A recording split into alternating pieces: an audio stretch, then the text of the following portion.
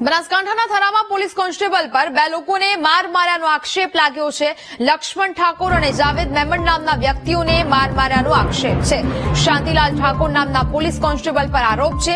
Police કર્મી નશામાં ધૂત બનીને માર મારતો હોવાના આરોપ લગાવાયા છે। પોલીસના મારથી બે વ્યક્તિઓને ઈજા પહોંચી છે। થરા પોલીસે કોન્સ્ટેબલ વિરુદ્ધ અરજી લઈ તપાસ હાથ ધરી છે।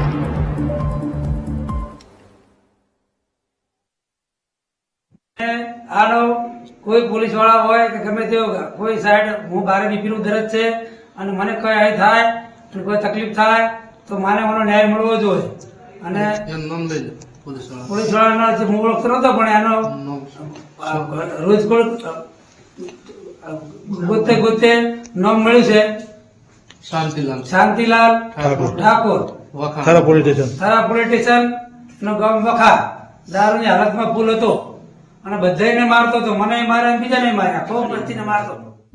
પોલીસ સ્ટેશનમાંથી આવીને એક સાદા ડ્રેસમાં એક પોલીસ વાળાએ મને હાથ પર 2-4 ધોકા મારીને મને હાથમારો ફ્રેક્ચર કરી નાખ્યો।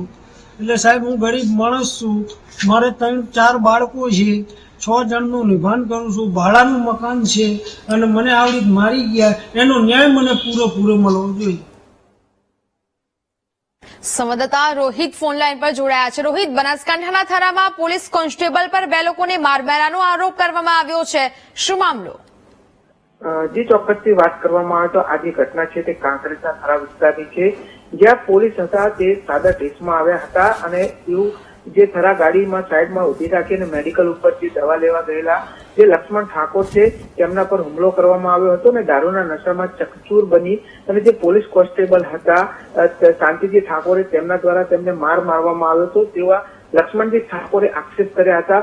બીજી તરફ કહી શકાય કે જે ધંધા અને લારી સાથે સંકળાયેલા જાવેદ મેમણ હતા તેને પણ કોન્સ્ટેબલ હતા જે શાંતિભાઈ ઠાકોર તેમના પર પણ હુમલો કરવામાં આવ્યો હતો। આ સમગ્ર ઘટનાને લઈ હાલ તો જે બંને વ્યક્તિઓ છે તે સારવાર લઈ રહ્યા છે અને જ્યારે કોન્સ્ટેબલ છે શાંતિભાઈ ઠાકોર તેમની સામે પોલીસ કાર્યવાહી કરે તે માટે રજૂઆત પણ કરવામાં આવી છે। જી બિલકુલ રોહિત, જાણકારી બદલ આભાર।